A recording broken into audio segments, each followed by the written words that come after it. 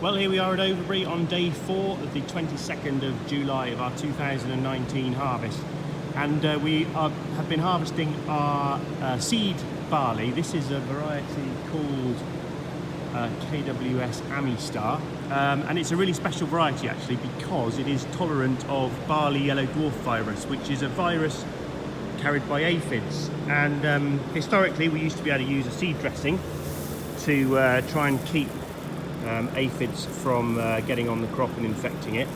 That's subsequently been withdrawn from use.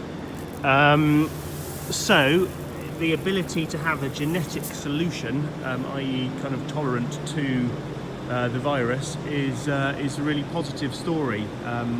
In terms of our integrated pest management strategies, i.e. what can we do culturally, as in sort of cultivations or wildlife strips to improve the habitat for beneficials. This is a massive leap forward in terms of being able to farm more sustainably. So this crop hasn't had any insecticides on it at all. In fact, the whole farm this year hasn't had any insecticides, and that's something we're trying to promote through our regenerative agriculture practices. Relying on more predators around in the fields and in the margins to actually do a lot of the control of some of the pests on the farm by sort of more of a natural process.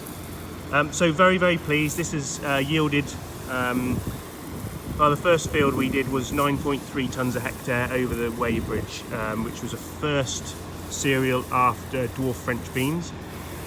So very happy with that. It was a relatively cheap crop to grow in terms of nitrogen input. So we are carrying on with this crop today. We've got another three fields to harvest of the Amistar before we get into our oilseed rape harvest, which will be a completely unknown quantity and quality, with the result of some of the cabbage stem flea beetle issues that we've been kind of seeing all over the farming press over the last year. So another day of barley harvest. There's rain on the horizon, so we'll see what impact that has, whether that delays us for long. Hopefully if it does come, it won't come too heavy. Thunderstorms are the last things we really need on our crops right now, partly because something like oilseed rape, the pods are very fit.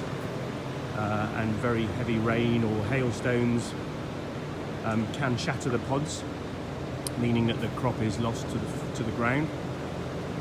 So we're hoping that we don't get too much of that, and we'll be able to crack on and continue with our 2019 harvest. So yeah, come back, stay tuned, see how we're going.